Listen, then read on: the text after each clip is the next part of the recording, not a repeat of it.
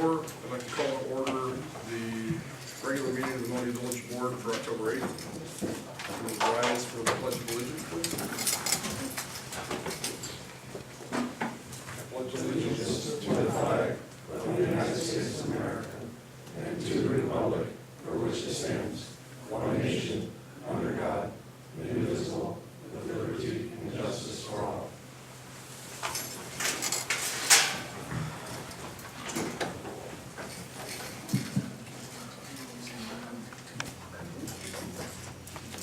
Roll call, please.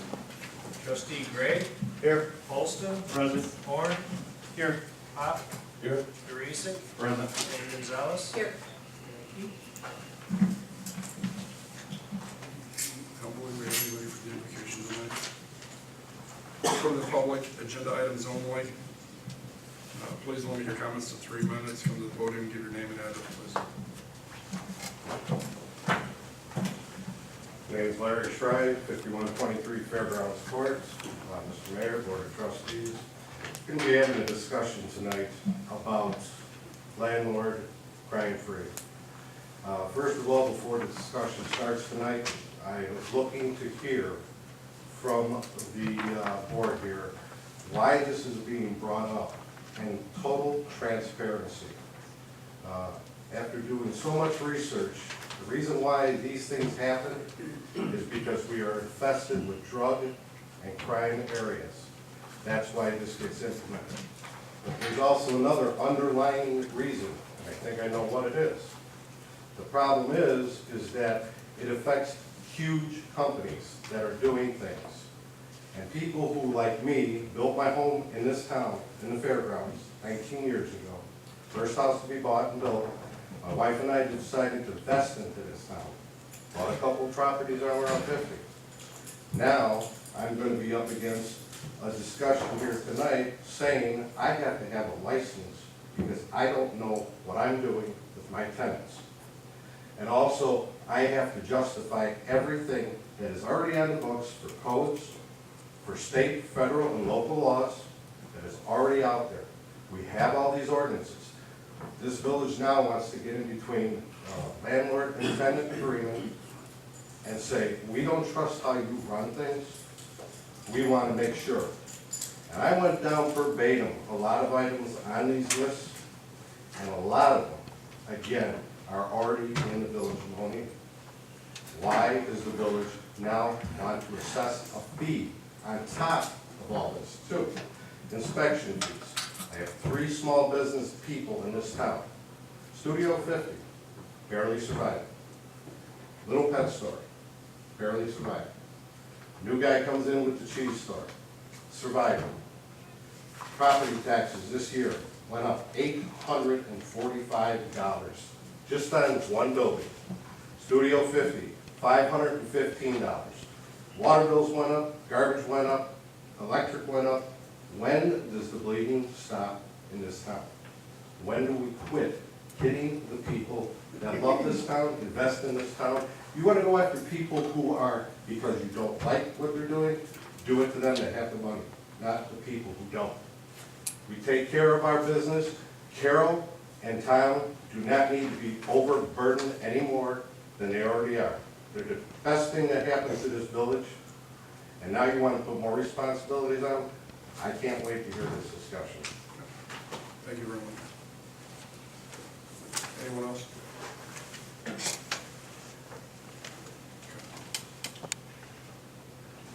Moving on to the consent agenda. I understand a motion to approve the consent agenda as is. I'll move that. Second. Warren, and Raisik. Roll call, please. Trustee Holston, Yes, excuse me. Horn, Yes. Pop, Yes. Deresick, Yes. Gonzalez, Yes. and Gray. Yes. Okay. Clerk's report. Under the mayor's agenda, I have one item on here for discussion, and that is more or less a review of packet of information that we received pertaining to an enterprise zone that we have been asked to be a part of, and we have compiled basically a list of all commercial properties, commercial industrial properties. One of the benefits of an enterprise zone is it offers incentives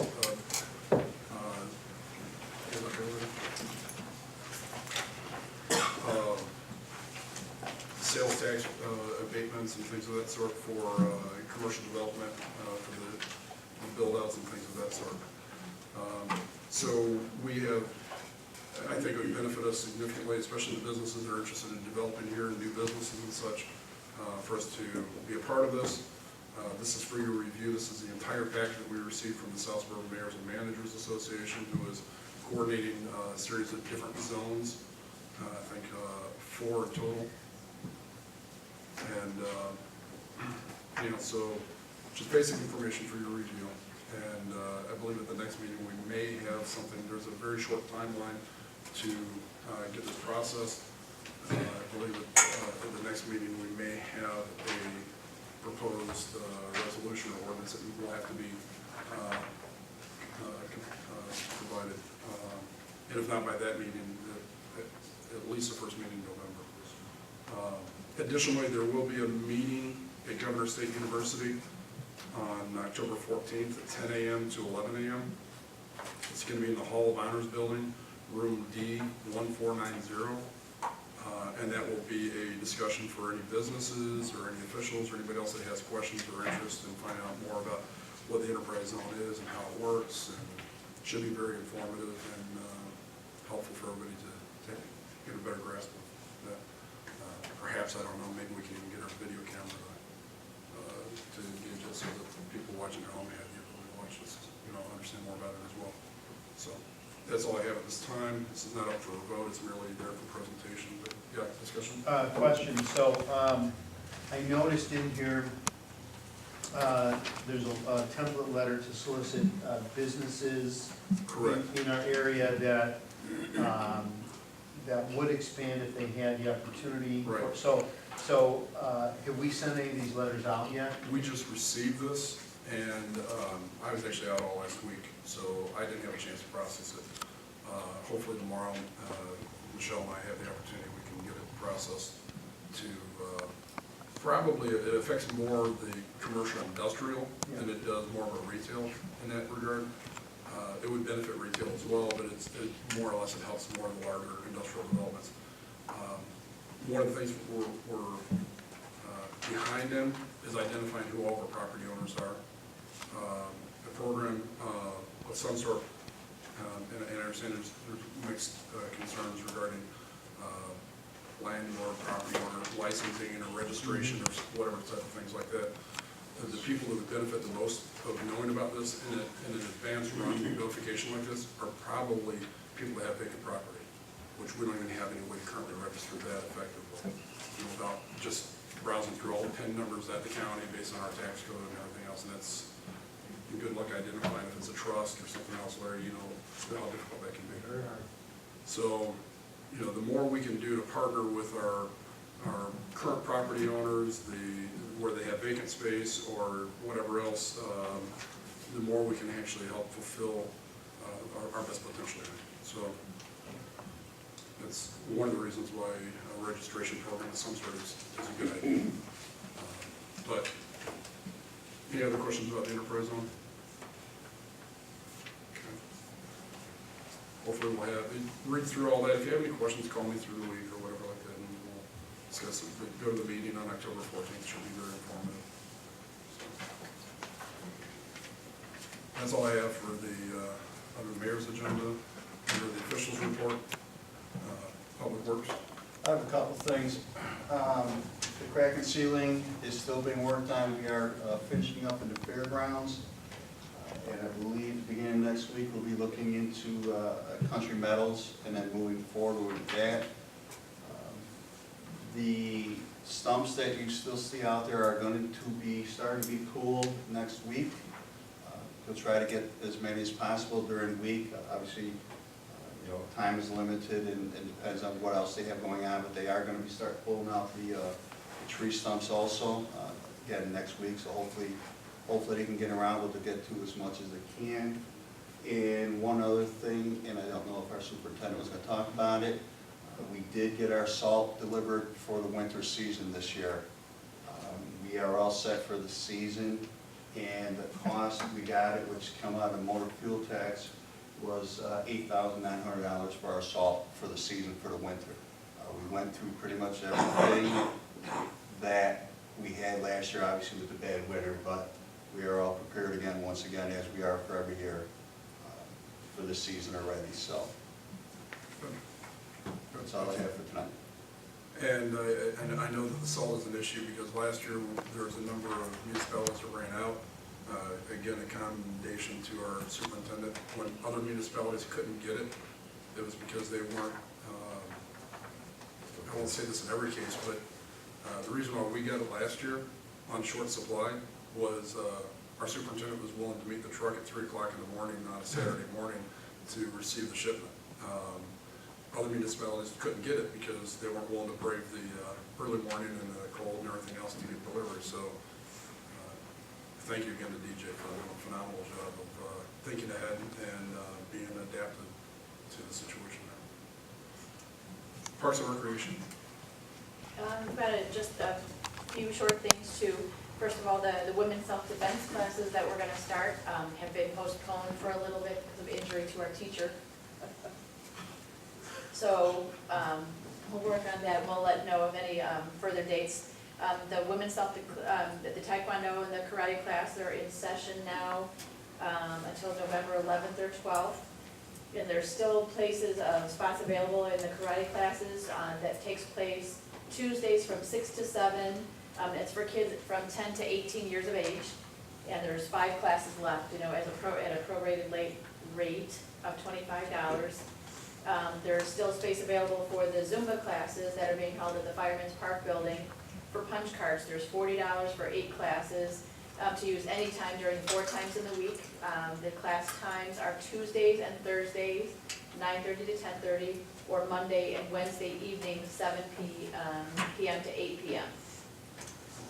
And there's and the other things about that I wanted to mention too, I don't know if anybody gets the newsletter from the Will County Forest Preserve District, but this I thought was a nice thing to add for Monee as well. The Monee Reservoir was voted one of the state's best locations for fishing and locations for trails, walking trails too. So again, the fall, autumn is coming up and it's going to be beautiful, stunningly beautiful in a couple of weeks. So take advantage of our very own Monee Reservoir. And just to remind everybody too, Halloween is coming up very quickly. October 31st, Friday, October 31st, as according to Chief, our trick-or-treat hours will be from 3 to 7. And as the first time we've ever done before, we're going to do Halloween happenings on Halloween night, right after the trick-or-treating hours in the park from 7 to 10 p.m. And Anthony, do you want to talk a little more about that? Well, we had talked to Chief and to Superintendent Griselle earlier this week, and Bill, we're going to have a bonfire, of course, everybody's favorite, hay rides, the DJ is coming back, and then we're also, and obviously, and concessions will be available. And the one thing we're gonna try this year, instead of a costume thing, we're gonna do, to continue on the trick-or-treating, we're gonna do a trunk or treat for the kids. Getting businesses and churches involved, and we'll have a trunk or treat trail set up around the football field and the parking lot, where businesses in town will decorate their cars and have candy available, like candy stations available for the kids to continue on. And then hopefully getting Santa Fe involved as well, because that's going to be their biggest night of the year with their zombie paintball and things too. I think that's it for Parks and Rec. Okay, thank you. Business Development. Couple of things I think you might have on your agenda later as well. We'll be grand opening next week for Budrick on the 14th. 14th. On Monday. Unfortunately, I will be in another country, so I will not be able to attend, but I know all the trustees have been invited. Just a word on the enterprise zone. Enterprise zones are beginning to go away statewide. They're becoming increasingly hard to get. IML meetings that we attended last month, one of the things that was stated was that it's a lot easier to have an enterprise zone if you go together and work with other communities. So this is absolutely the way to go. We all like to have police services, we all like to have parks and recreation programs. All of those have to be funded. Those are typically funded either by revenue from taxes or revenue from businesses that come into the community. And that's one of the reasons why we have some of the programs we have, so we can bring the revenue in to be able to have these type of programs. It's nice to see Butler coming in. I think they're going to be a good part of the community. We haven't given away the ship on it. And we do have a TIF agreement to talk about in a few minutes with them as well. So I think this is a nice approach to bringing somebody in that will also bring revenue into the village as well. That's all I have to report. Thank you, Greg. Finance? No report tonight. Building Department? Thanks mostly to David Griselle, but I was gonna mention the groundbreaking too, David, which is for Budrick, coming up Monday. We're also, Mr. Robinson at Lot 48 on Cedar Court in Gorman subdivision has completed his building. And he's been granted occupancy. The project is closed. Blue Beacon Truck Wash, they're doing a complete renovation on their building and parking lot this fall and spring coming up. So it'll look much better when it's completed. Second Place Church wants to do some renovation at the BC Development property on Ridgeline, and we're waiting for final plans to be submitted. And a temporary sign application has been requested and submitted by Petro for a chicken fried steak day, October 26th. Like maybe back at, I don't know, from 6 to 10.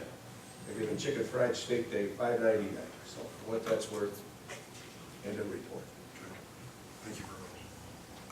Public Safety and Police? No report, Mr. Mayor. Attorney's report? Thank you, Mayor. For the board's review, I've contributed a proposed redevelopment agreement with Budrick. As trustee Holston said, and trustee Pop, they've groundbreaking next week. And these are gentlemen who came in on frequent occasions in the past. They're going to build a nice facility on their property. Obviously, they did close on it about a month ago, and they closed the real estate transaction. This agreement correlates with our previous discussions with Budrick. I guess the major provisions of it is that they will complete construction by October 1st, 2015. Obviously, they'll comply with any and all of our building and subdivision codes. They have represented, they have the authority to sign this agreement, and they have the capability, which is as important, to complete the terms of the agreement. They represent, as far as they're concerned, and as far as they know, the property will be in compliance with any and all environmental concerns that we may have or the county may have. Obviously, before they do any construction, they do what they call a phase 1 and probably a phase 2 environmental test. So they have more reason than we do to make sure environmentally it's safe. They also have insurance for us to protect us and hold us harmless in case there's an injury out there, even though we're not entitled. They do have insurance naming us as the additional insured. And they will submit eligible project cost.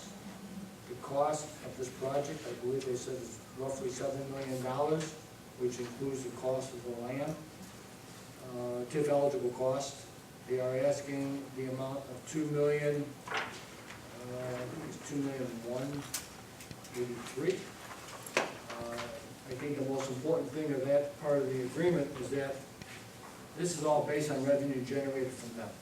So there is no, as they call it, full faith and credit behind this obligation. If they perform, they pay their taxes, they'll get their 55% of the increment to pay the eligible project cost. No interest on the note, by the way. The mayor and Ruben made sure about that. So it's a pay-as-you-go. If they perform, they do the work, they submit their TIF eligible costs, they pay their taxes, they'll get paid like we do once a year, each developer in here.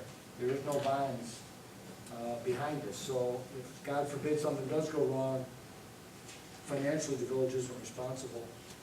They are also dedicating a good portion of, strike that, they're gonna convey a good portion of the property over to the village, of roughly 23 acres for our use, which will be helpful to the village.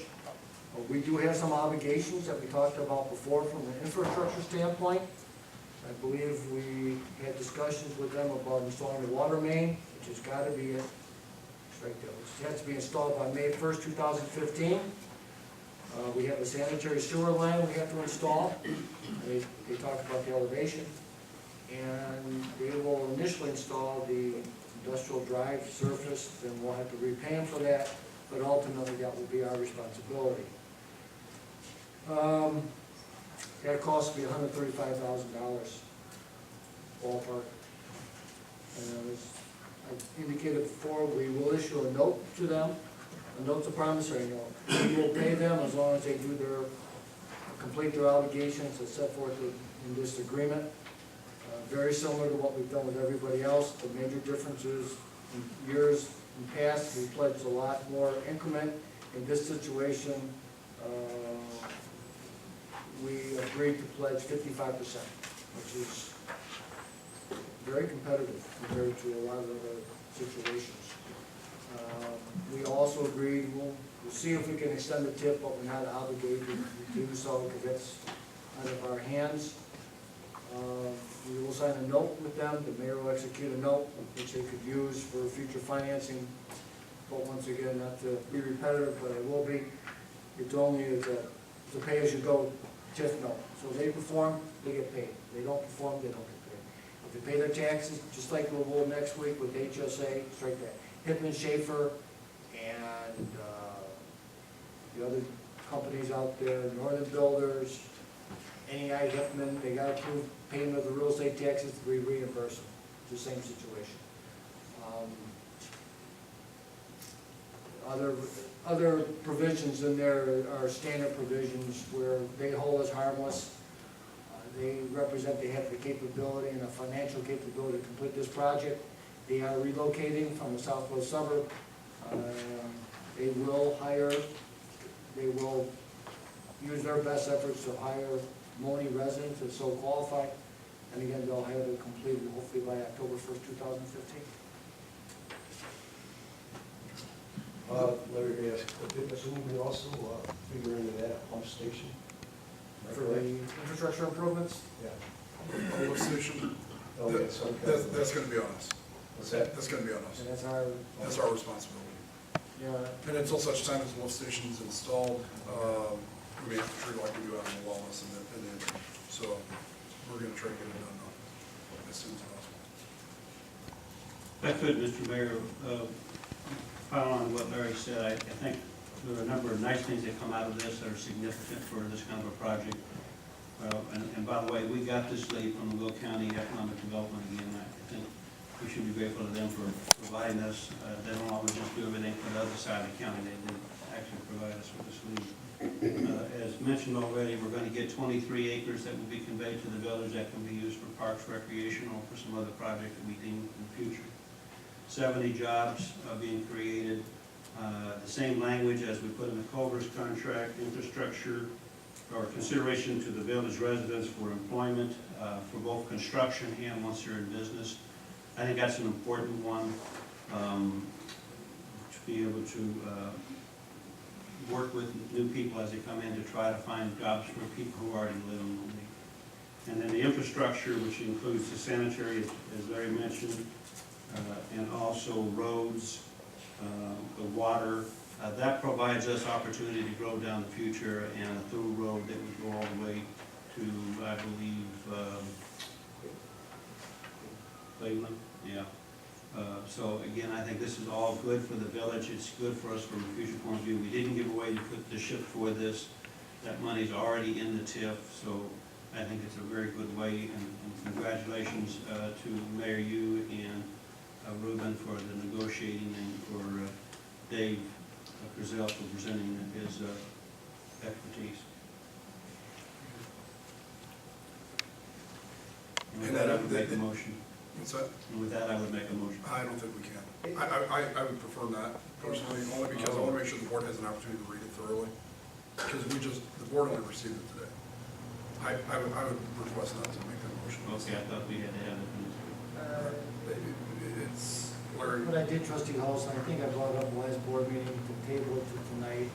I forgot to hand it to Michelle on Friday, so I don't know if we had an opportunity to review it. I did talk to Mr. Spezia, I think he's fine with it. So if we can, I'll have the ordinance approving the redevelopment agreement at the next board meeting. Okay. He's well aware of the terms, so I think if he wasn't, he'd be here.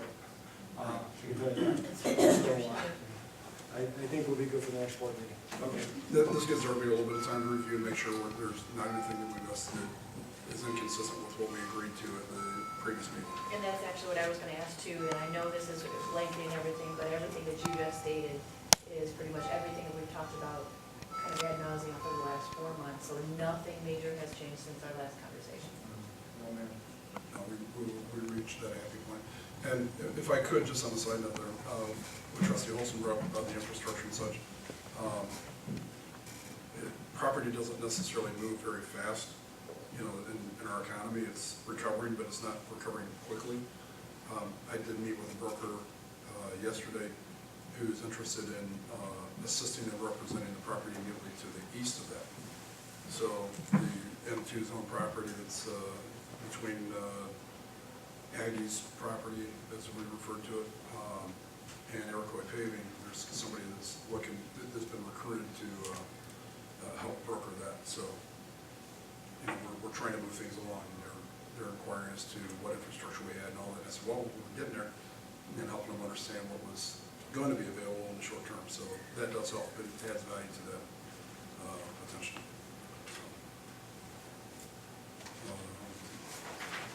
Larry, do you have That's all I have. Under old business, if you recall, a few months ago, there was a discussion regarding nuisance ordinance, landlord licensing considerations. Trustee Olson brought it up to our attention, asking if we could at least, readdress it. This is not to be voted on tonight. This is just merely to make sure that everything that's been compiled thus far is brought to the rest of the board, so that it can be moved off center a little bit.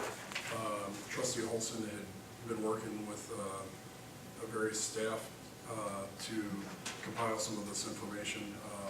Also, Chief Sipcar had reached out to some other municipalities to find out what's been effective from an enforcement support standpoint.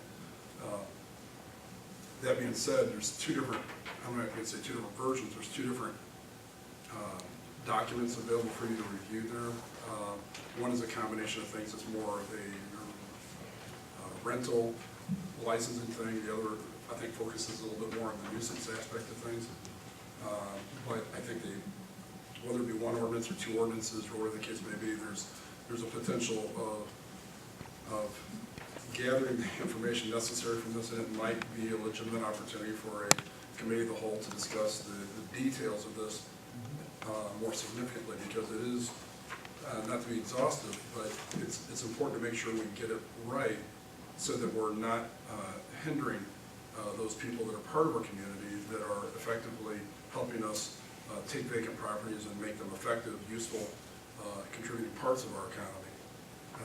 At the same time, not everybody who's a property owner even resides in Monee, and there's a difference at times in how that comes across. We know Larry's got a few properties in town, and we know how to get a hold there. There's other people that have 20 or more properties in our town that somewhere in California or who knows where. And I'm not saying they're bad for our economy, but we don't necessarily know how to get a hold of them the same way. And there's a difference in the level of commitment from somebody who's a domicile owner of properties, it's one or more properties, and other situations. So that's a legitimate concern, Larry. I understand that. From a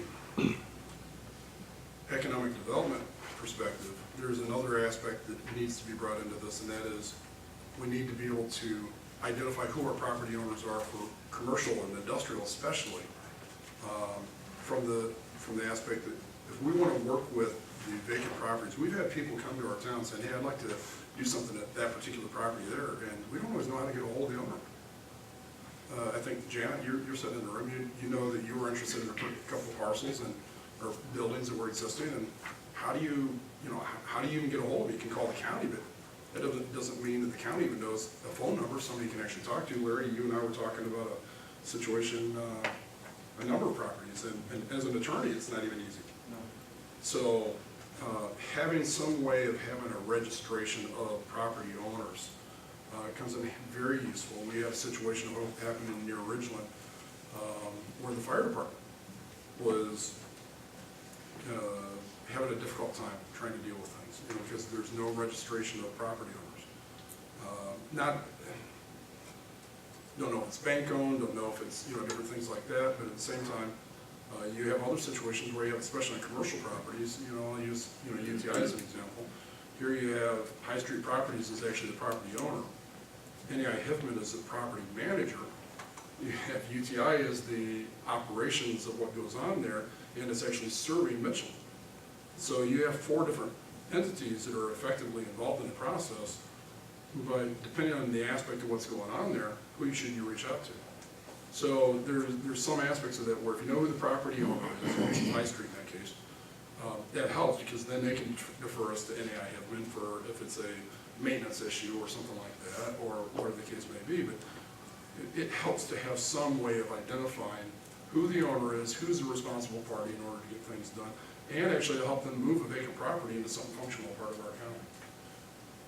That's my contribution to it. That's why it's important to me that we have some form of registration for our properties. The nuisance issue, we've heard concerns about our efforts to try to manage difficult situations over in our estate home areas. We find ways to work around things with what we have. But there's got to be a better way to do some of this than what we've done. Most towns have implemented some form of a lot of times they call it a rental ordinance, but when it comes right down to it, it's not the renters that actually have to get registered, it's the landlords, it's property owners. And I'd be in favor of whatever we do. I need some way to give a little latitude for domicile owners of certain properties. You know what I'm saying? Whereas if you live in our town and you own properties in our town and you rent them out, maybe there's a discount for those, something. So because it's more likely that you're able to be reached more easily. It's not as hard as having to put somebody up in a trust book. So it's up for discussion. It's up for review. It's not really up for a vote tonight because there's way too much to digest. If we need to call for a special committee of the whole to have some further discussion on this, I would be in favor of that. If I could jump in on that. Yeah, please, please. I first got involved with this one, I was contacted by several residents asking if the village would entertain having a landlord free housing or rental program here, and with complaints about homes that were being rented in their neighborhood and the way people were behaving. And I know there's at least one member on the board here, on the board here that has rental property. So it's something that's dear to all of our heart. Over the last 2 years, I've had the police called out twice in the area where I live, where I have personally witnessed people, shall we say, misbehaving that were renters. So there's some things that we all need to be concerned about. Now, that being the case, we try to approach this from the point of view of what are other villages doing. Let's not try to reinvent the wheel here. I see the landlord crime-free housing as a preventive measure, whereas your nuisance property is more of a punitive, what do we do after the fact? How do we stop it once it's happened? I solicited the assistance of Janet Blue, who's here tonight. Janet helped to preside over this in Aurora, for the village of the city of Aurora. So she has some experience with this, and she's kind of helped us to start putting this together. And in the interest of transparency, which I think, Larry, is very important, we put this out for people to look at. We have absolutely no intent of doing anything tonight other than putting it out there that there's people on both sides of the issue that are passionate about it. I certainly believe that residents of Monee who own homes and rent homes are going to be more interested and more aggressive in making sure that the right people move into their homes. But I also know there are homes, people who live in California, for example, specifically, who have, a number of homes in Monee they rent and they just manage it. There are currently, at last count, as best we could count, 65 rental homes in Monee. There are 200 vacant homes in Monee that could become rental homes. I think it's important, not just today, but moving forward, we try to put something together that would be appropriate and fair. It's not the fees that are as important here as having a program where landlords are encouraged to proactively manage their property. And in some cases, and Jen and I visited this at quite length, it's actually an advantage to the landlords because they get assistance. If you don't have this type of a program, then they are sometimes handicapped when somebody comes in and ends up not being a good renter. And this program helps them. It's not about the fees. The fees are something that can be discussed. The fees are something we want to have input on, but the fees are really the smallest part of the issue here. The biggest part of the issue here is to make sure that we maintain crime-free housing in Monee, that we keep our homes, whether they're rental homes or owned homes. My sons all three rent homes. I don't believe that people who rent homes are bad people. I don't mean that. But I do think it's important that homes that are rental homes are maintained as well as new homes are. And I think it's important that when an element moves into our community that we don't want, that our police department has a way to effectively address that, either through the nuisance property ordinance that was given to us to look at tonight, or through preventive measurements to say, hey, let's look at it before they get here.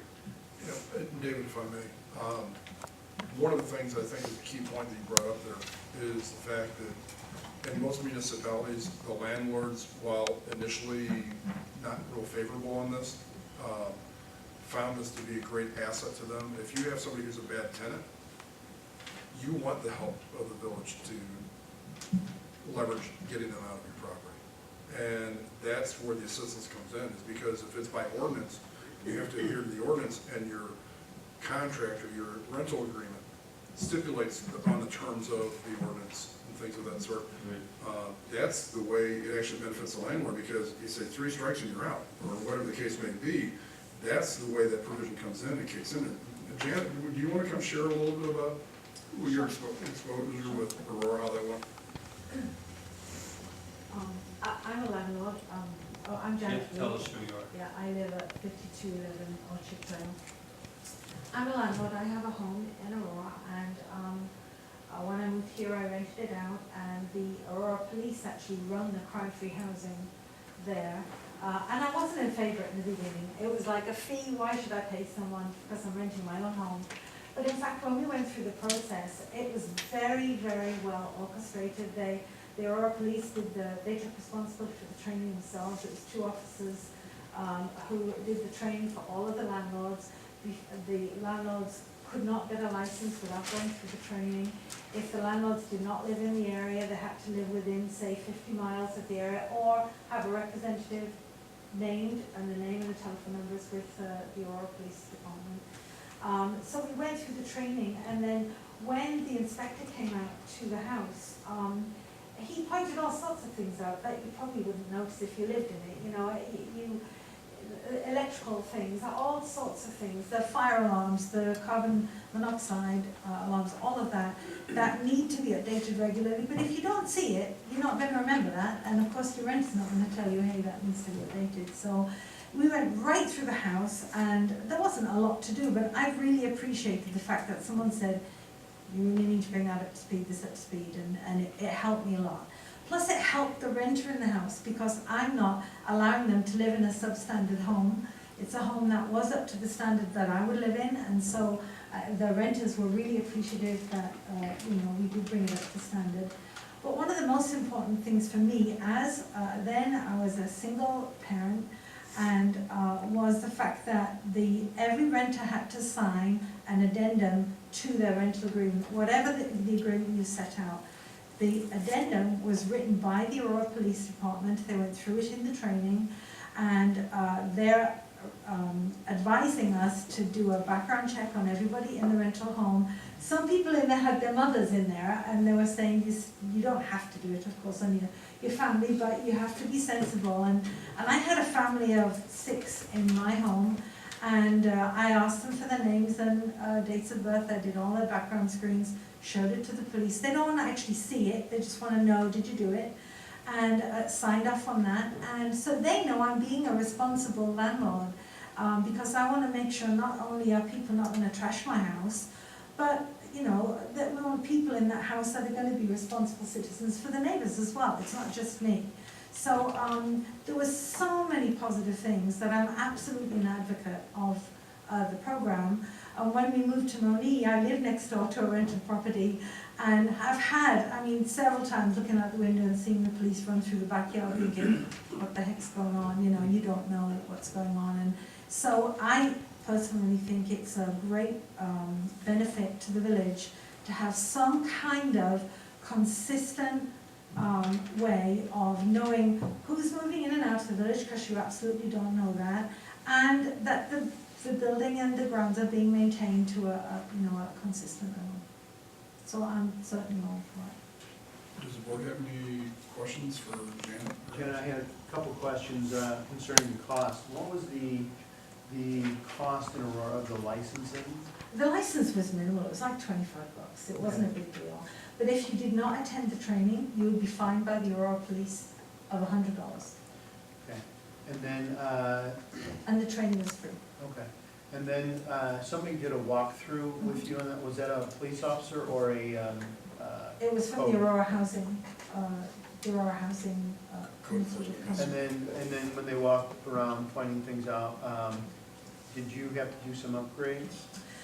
He had a list of Approximately things. what cost did you have to spend on? The cost that I spent in total was about $300.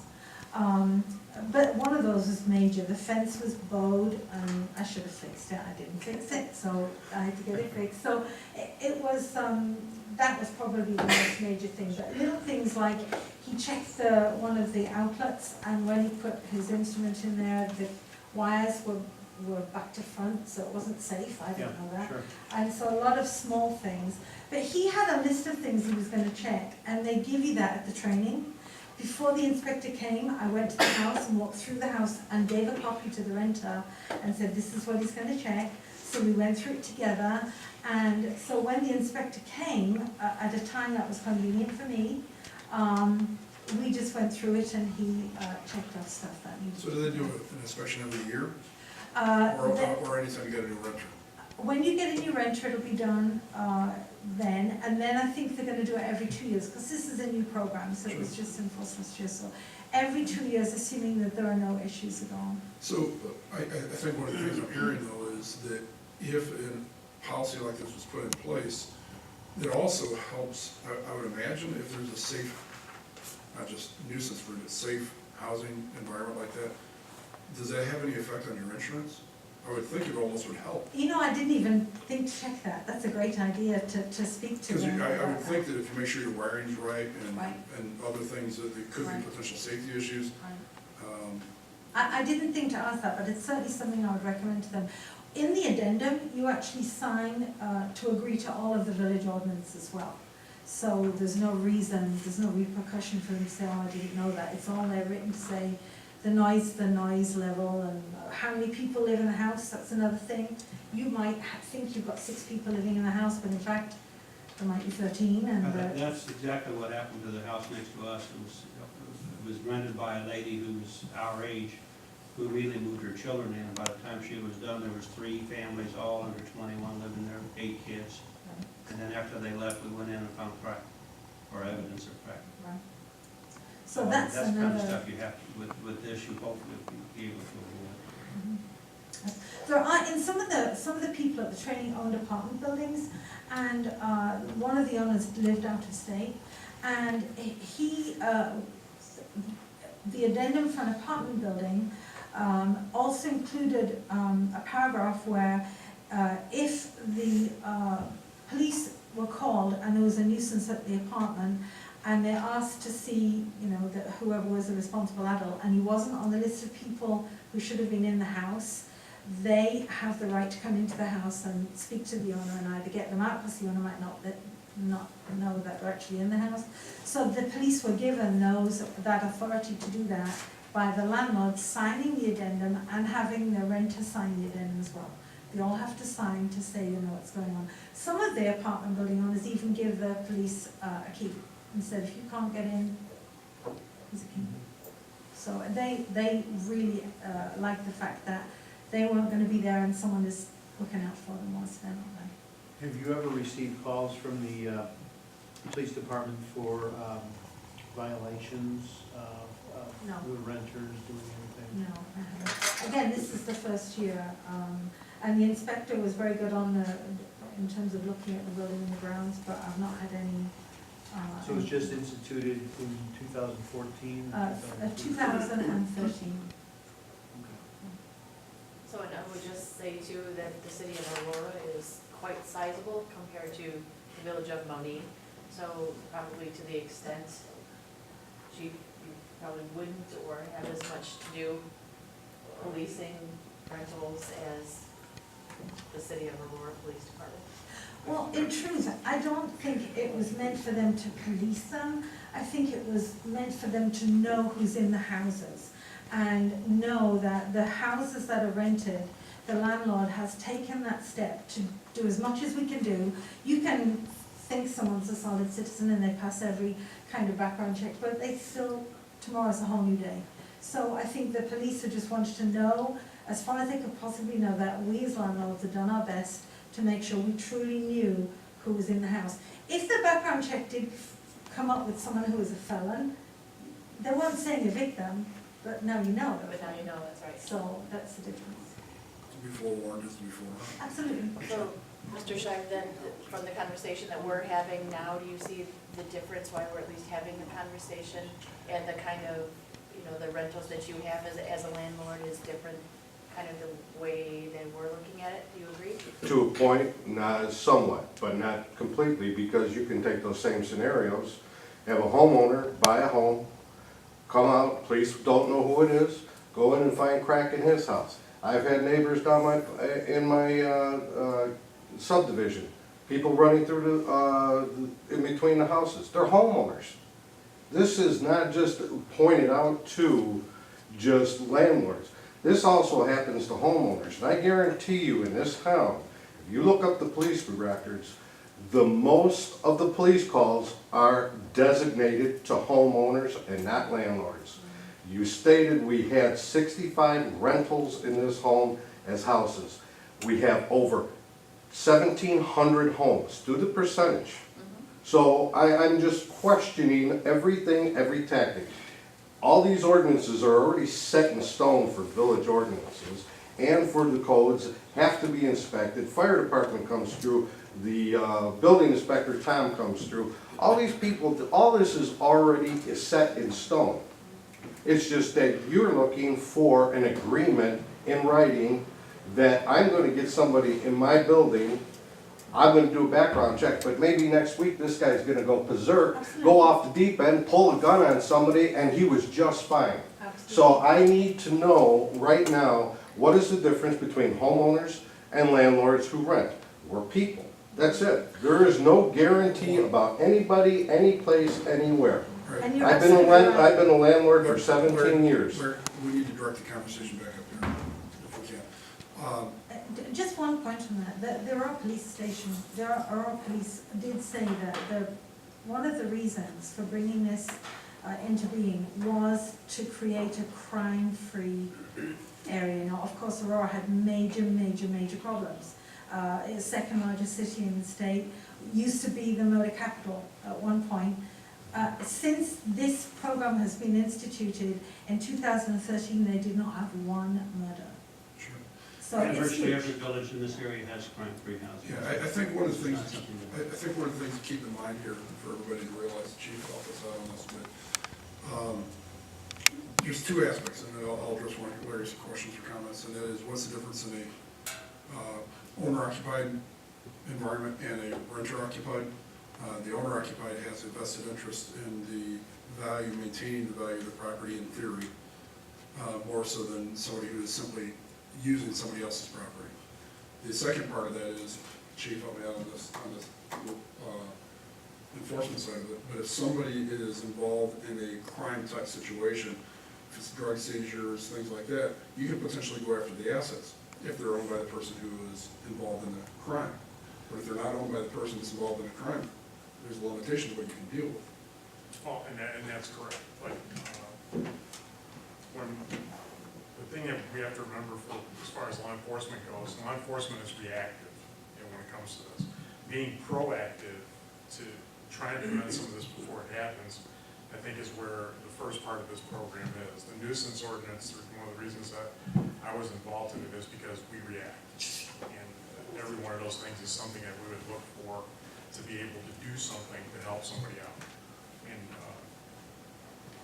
I think you have to look at it from that side of it, as well as the proactive side of it. Proactive is always better than reactive, because if you're proactive and you prevent the problem, then you don't have to dedicate resources to trying to fix it.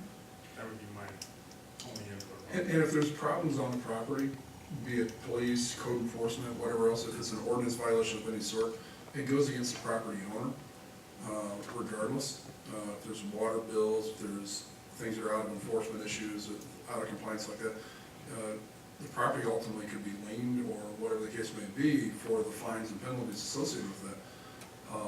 What we're trying to do, by a combination of efforts here, proactive and reactive, is also help to come alongside of the property owners, so that they're not stuck with a problem ultimately. Larry, you've probably had very good success with your renters. Very much so. That's probably a little more unusual. Mark, I see you sitting in the room. Long-term renters. I was one of your renters at one time, so I mean. No, right, except for that situation. Yeah. Make sure that's in the minutes, right? Well, and again, Mr. Mayor, the intent here was to put this in transparency out to the public as well as to the trustees for discussion. There is give and take here. The intent is not to be punitive. I'm not in favor of being punitive. I'm in favor of being proactive. I'd like to see, I own a house and I can just easily do all the things I said, but when I sell my house, the house will be inspected, it'll be checked, and then the next person who buys my house will have that. When somebody rents a house and the next person moves in, the village has no proactive approach at this point, and I think that's something we do have to be aware of. Other villages in our area have the same type of programs, different ones. I completely am on board with making sure that people who live in Monee, who rent houses in Monee, who have long-term, and I know there's at least 3 or more people in this room right now, we want their input. We solicit your input. This is not intended to hurt you, it's intended to help you. So let's be open about that. That was our whole intent here. In the same respect, we have people like Janet, who's run this type of program before and has good input there. We want to get the input from the police department so that we end up with a program. But there are a number of homeowners who don't own homes who are interested in this. And we owe it to them to be responsible in approaching this as well. So I think this is a good dialogue. It's a good place to start. We have no intention, I have no intention of saying let's vote on this next meeting, but I did want to put it out there and for everybody to review, and then I'd like to get some input from the public as well as from the trustees and move forward with this down the road. And this was first brought up, by the way, last January. So we're not moving fast on this. We've deliberately taken our time to make sure that we get input and we have something that is fair as possible to all and proactive in its approach. We do not want to be punitive. Right. Yeah, but there is a time where, as I've talked to the chief and the enforcement of the police related issues, my perspective is I'd much rather have compliance than look at our police as a revenue stream. They're there to encourage compliance. But if necessary, sometimes punitive is the only option you have, but that's not the goal. The goal is to simply get everybody to be happy together, and be safe and all that kind of stuff. But until that happens, we have to have both sides, the proactive and the reactive, and take time and digest this. I don't think, we may keep it on here for a while, just until we move forward with it, but I would suggest that by the next meeting, if you had a chance, I don't want to rush through this, I want to make sure you guys thoroughly digest it, but by the next meeting, if you want to then try to figure a time to schedule a committee of the whole type meeting in order to discuss this in more detail, that'd be great. So, I just had one question, which I thought was I don't know if it was intended to be humorous or not. all right, before you say it, let me just say this. Some of these were compiled based on inserting our names instead of other towns, so there's not a Monee with them. Okay. Oh, because I was wanting to go canoeing on that river. And I'm sure it was meant to be it. Always were. Well, I do again want to thank Janet Blue for her work on this, because she spent a lot of time working on this, and we appreciate it. And the chief as well. And if anybody, if you don't have copies, we'll make sure you get copies. One quick question, Janet, what's the population of Aurora, do you know, ballpark? Well, it's the second largest city in Illinois, so I would think it would be in the 200,000. Okay. And I do love your accent. Thank you very much. It's from Aurora. South Monee. From Aurora. I seriously doubt that it's for Aurora. Thanks, Dan. Anyhow, all right. Nothing else under old business. Open to public, non-agenda items. Mark Mostert, 5640 Laurel Lane. Evening, everyone. Along those lines, what piqued my interest was when you talked about asking someone to leave and whether the village would assist with that. I've not had that problem for the most part, not in Monee, but recently I've had that problem in another town, and I'm discovering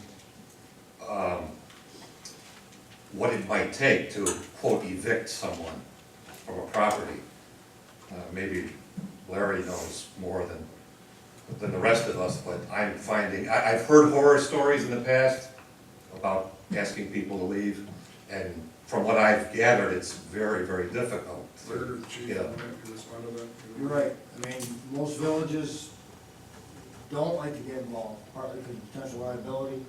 Most landlords don't like to get involved. And the judges are very thorough. You know, they receive proper notice, you know, what ages are they, sometimes they'll look into financial resources of the tenant.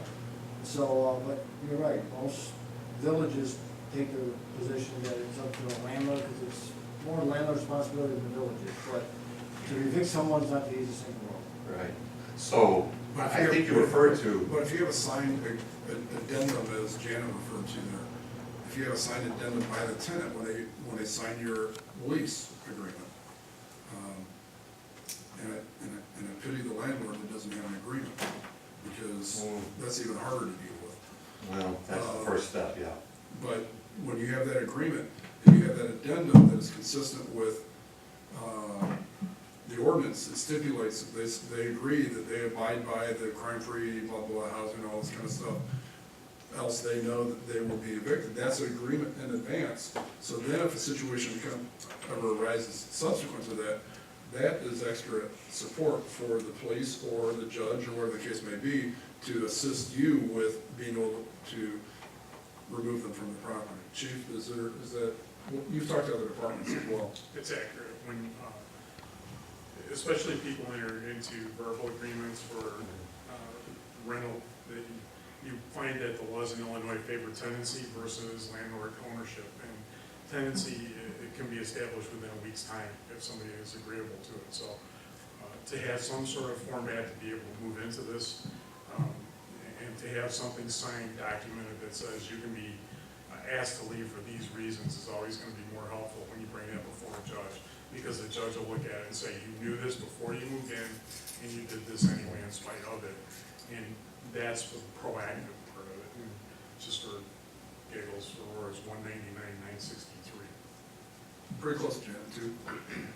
And that brings another question to mind, how does this relate to Existing? to commercial rentals?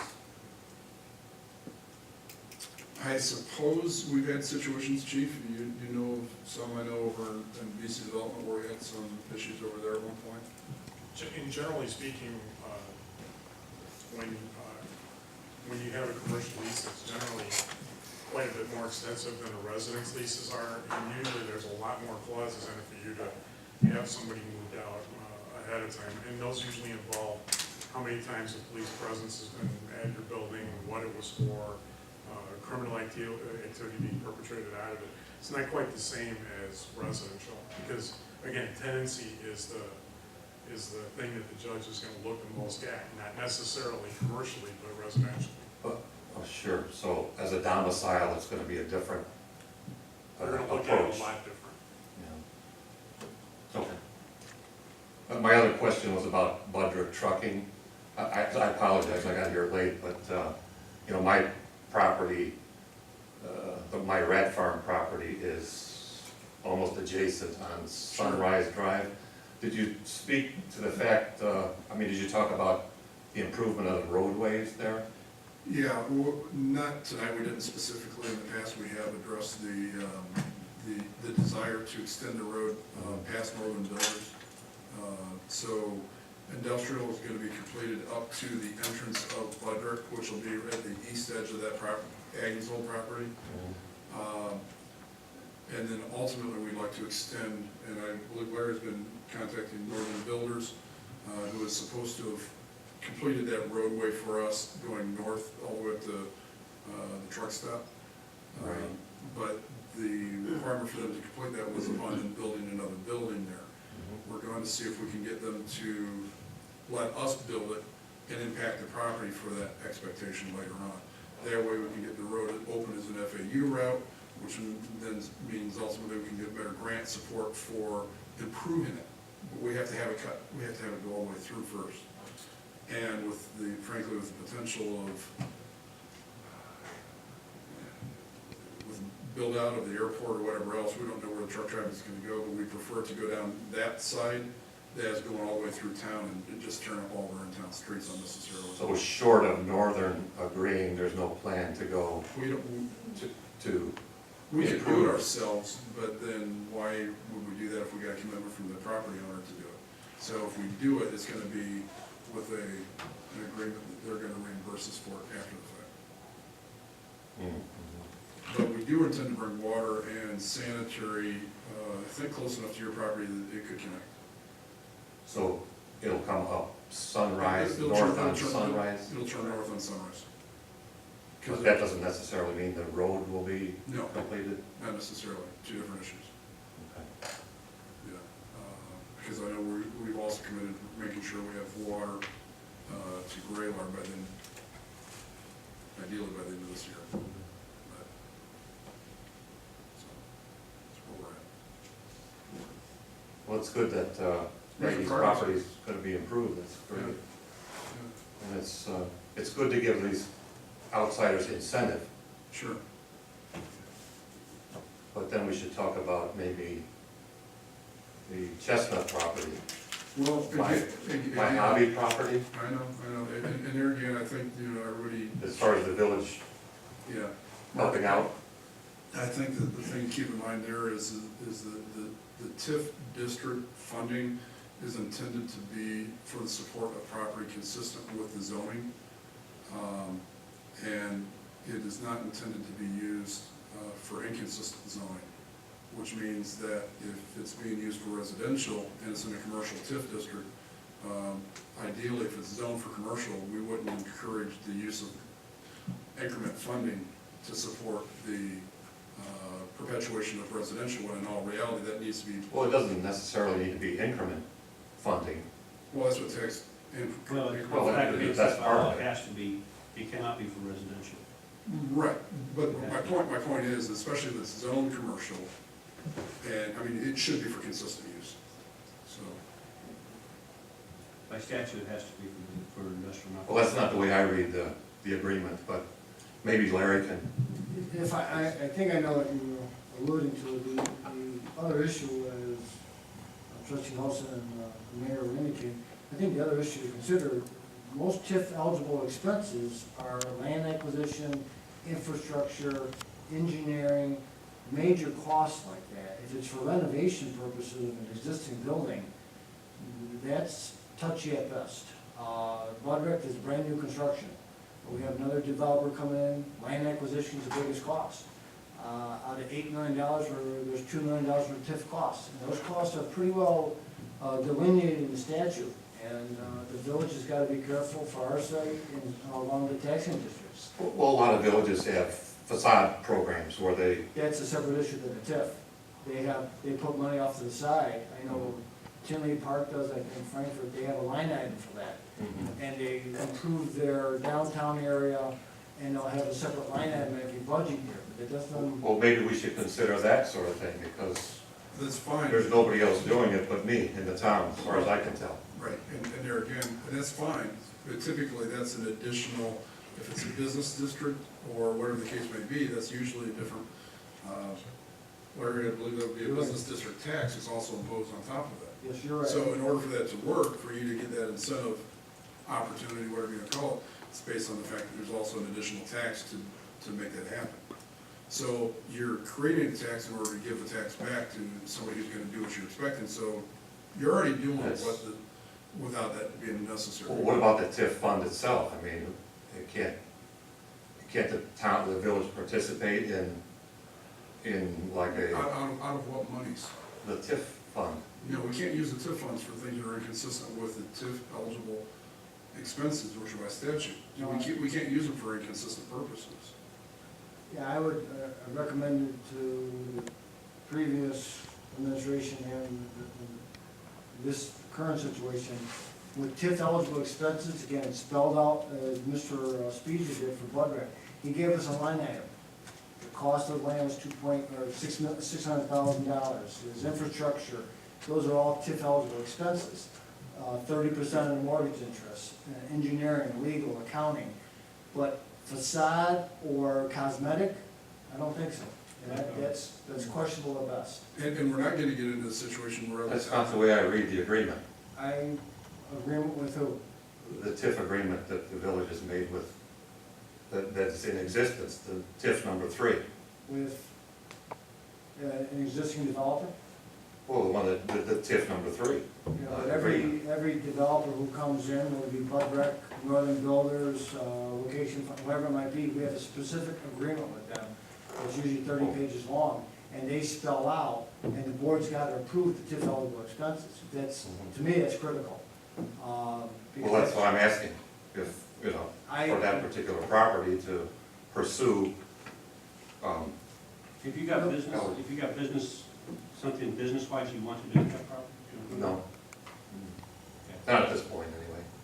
What I would suggest, when you do, or if you do, then you contact us from an economic development point of view, because that's what I work with, I'll be happy to work with you on that. Well, But yeah, well, the TIF agreement is very specific and does have specific things we have to follow in order to be. when I read it, I don't see that. You'd have to show me. I can, I don't have it here, of course, but I just recently went to a couple of classes during the IML conference, and they showed us very specifically, and they gave us the statutes, and we can provide that to you. Well, it's TIF number 3 Yeah. that the village. Makes no difference what the TIF number is, all TIFs have the same. Well, no, it's the agreement the village made is in existence with. Right. But the eligible expenses are very specifically stated up by statute, not lease statute, state statute. What's eligible. Well, okay. I don't want to beat a dead horse, but I don't read it that way. Okay, let's get together and talk about it, show what you're talking about. I think that's it. Okay, thank you, Mark. Thanks. Appreciate it. Anybody else under the public? Good evening. It's addressed back 25654 Firestone in Gulf Vista. Concerning the landlord leases, have you considered how this would affect Gulf Vista state owners? And if so, how would it affect them?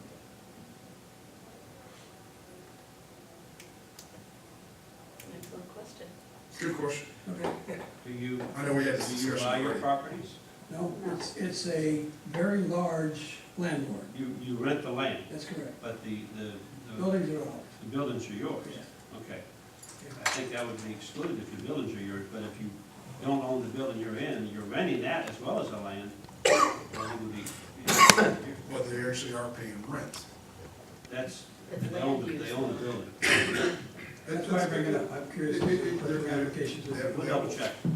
That'll need to be clarified for We sure. do have renters in the community. Renters would be affected for sure. We'll double check it. I know you're excluded.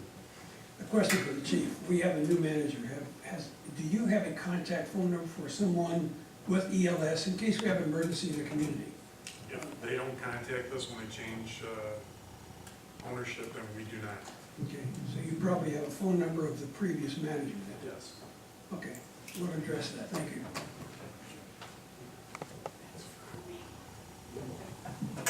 Sid, when does early voting start? Pardon? Early voting, The 20th of October? of October. Okay. Here? Here. Come on.